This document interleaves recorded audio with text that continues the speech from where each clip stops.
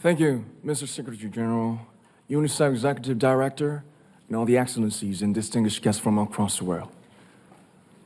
My name is Kim Namjoon, also known as RM, the leader of the group BTS.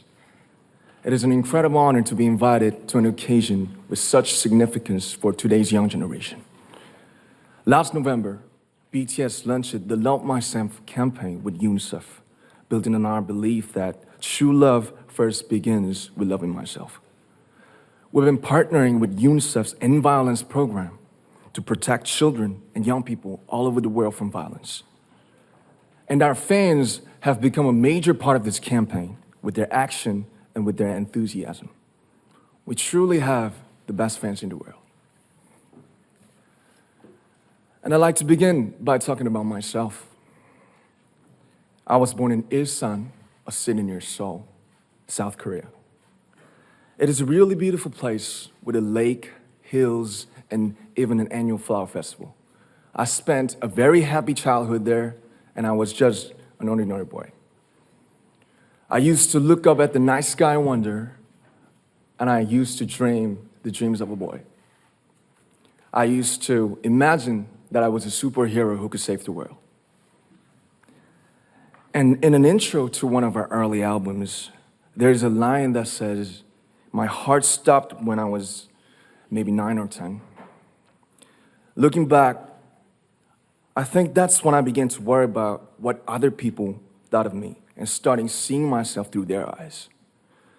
I stopped looking up at the night skies, the stars. I stopped daydreaming. Instead, I just tried to jam myself into the malls that other people made. Soon, I began to shut out my own voice and started to listen to the voices of others. No one called out my name, and neither did I. My heart stopped and my eyes closed shut. So, like this, we all lost our names. We became like ghosts. But I had one sanctuary, and that was music. There was a small voice inside of me that said, "Wake up, man, and listen to yourself." But it took me quite a long time to hear music calling my real name. Even after making the decision to join BTS, there were a lot of hurdles. Some people might not believe, but most people thought we were hopeless. And sometimes I just wanted to quit. But I think I was very lucky that I didn't give it all up. And I'm sure that I and we will keep stumbling and falling like this. BTS has become artists performing in those huge stadiums and selling millions of albums right now, but I am still an ordinary 24-year-old guy. If there's anything that I've achieved, it was only possible that I have my other BTS members right by my side, and because of the love and the support that our ARMY fans all over the world made for us. And maybe I made a mistake yesterday, but yesterday's me is still me. Today, I am who I am with all of my faults and my mistakes. Tomorrow, I might be a tiny bit wiser, and that'd be me too. These faults and mistakes are what I am, making up the brightest stars in the constellation of my life. I have come to love myself for who I am, for who I was, and for who I hope to become. I'd like to say the one last thing. After releasing our Love Yourself albums and launching the Love Myself campaign, we started to hear remarkable stories from our fans all over the world, how our message helped them overcome their hardships in life and start loving themselves. Those stories constantly remind us of our responsibility. So, let's take all one more step. We have learned to love ourselves. So now I urge you to speak yourself, I like to ask all of you, what is your name? What excites you and makes your heart beat? Tell me your story. I want to hear your voice. I want to hear your conviction. No matter who you are, where you're from, your skin color, your gender identity, just speak yourself. Find your name and find your voice by speaking yourself. I'm Kim Namjoon and also RM of BTS. I'm an idol and I'm an artist from a small town in Korea. Like most people, I've made many and plenty mistakes in my life. I have many faults and I have many more fears, but I'm gonna embrace myself as hard as I can. And I'm starting to love myself gradually, just little by little. What is your name? Speak yourself. Thank you very much.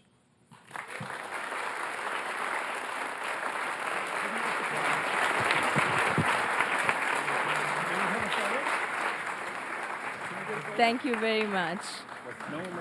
With so many young fans around the world, it was a pleasure having BTS with us, and I'm thankful that you use your platform and creativity to reach young audiences with positive messages about what it means to be a young person in the world today. All right, that was the Korean pop band group BTS talking at the UN General Assembly, all in a big effort of outreach to youth. And I am lucky to have with me Jeff Benjamin, K-pop columnist from Billboard magazine.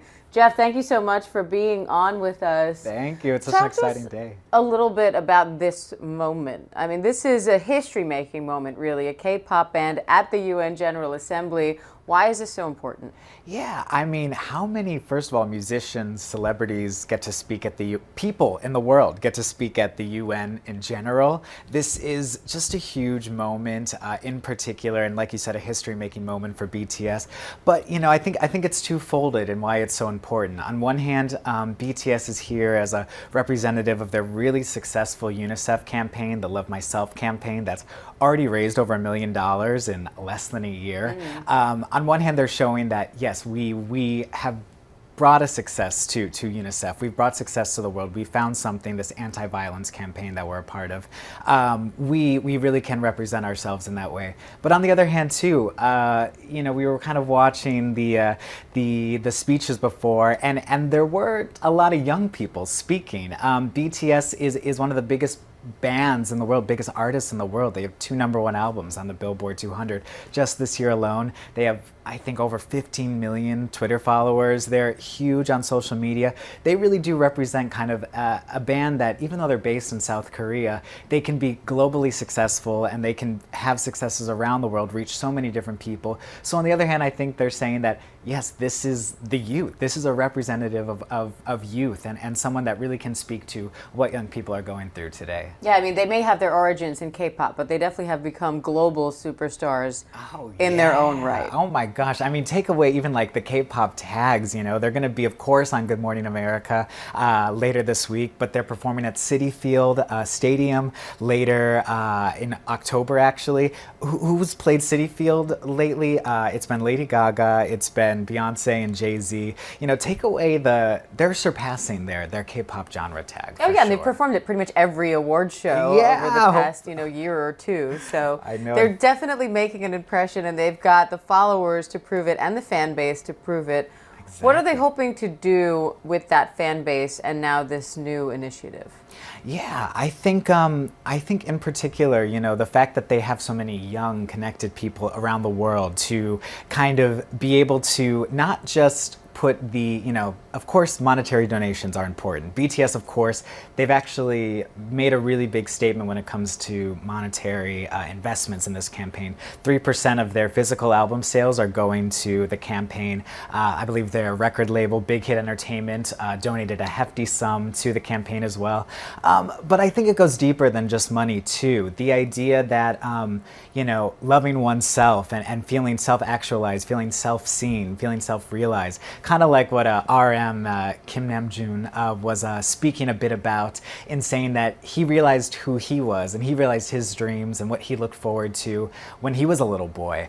I think realizing that is how you get away from sort of any type of self-loathing or self-pain or self-hatred you might have, and that if you truly do love yourself, you're going to spread that positivity, that love, those good feelings, and that's how we kind of make a better, more positive world in that way. So on one hand, of course, donations, being able to donate to create education opportunities or be able to help with jobs for young people is really, really important. But I also think BTS, from their music to their speeches, to whatever they might share in general, it comes down to their ultimate message too, and I think that is just as impactful these days, especially as how connected we are in this world. But it's not just about a message, it sounds like. It's not just about, oh, you should feel good about yourself. We are going out and we are advocating on behalf of and stepping in to defend victims of violence around the world. Yes, no, exactly. And a big campaign of the End Violence campaign is focused on school sexual and domestic assault victims. And they really are, BTS from the get-go of their career have always made sure to look out for marginalized communities, whether that's been going to communities and meeting with young people or meeting with old people, donating rice to those less fortunate. BTS has always made a really big point in their careers to always give back to those people that might feel marginalized, might feel lesser than accepted. It also goes back to their music. In their music, they use a lot of androgynous terms and use a lot of universal symbolism, so that no matter if you speak English, Korean, Spanish, whatever it might be, if you love men, women, anything in between, is that you can find a real connection and something to find really hopeful in the music itself. So they're thinking about everyone, but specifically, of course, this campaign is looking for those people who have been affected by violence and making the statement that yes, let's end violence. Well, and it's interesting because half the songs on the radio now, you can't even play them without bleeping out half the words. I mean, the message isn't always so positive in the music that's popular, and their music has historically been very positive, very uplifting, very inspiring. So it's kind of cool to see them now take that and quite literally put their money where their mouth is, but also sort of continue to spread the message that they have been trying to spread through their music. You said it perfectly. They really did put their money where their mouth is. I mean, even from their earliest albums, they were always a good representation of what people their age were going through. Their earlier music kind of focused a bit more on school life and bullying and kind of trying to navigate one's life through that. But at the same time, their music just got more complex, more interesting, more deeper in sort of the topics they went into. They've talked about everything from politics to female empowerment to mental health issues, things that young people these days really are going through, and anything that, regardless of where you are in the world or who you might be interested in, musically, there is something that you can connect to in that music for sure. Well, great to see them using their immense influence in the world, using those powers for good, and we are so incredibly honored to have them coming on Good Morning America on Wednesday. BTS will be performing live in studio. You do not want to miss that performance. We cannot wait. Jeff Benjamin from Billboard, thank you so much for being on with us. BTS, thank you so much for coming to pay us a visit. We cannot wait to see you on Wednesday. And that does it for us right now on ABC News Live. I'm Diane Macedo. Thanks for watching.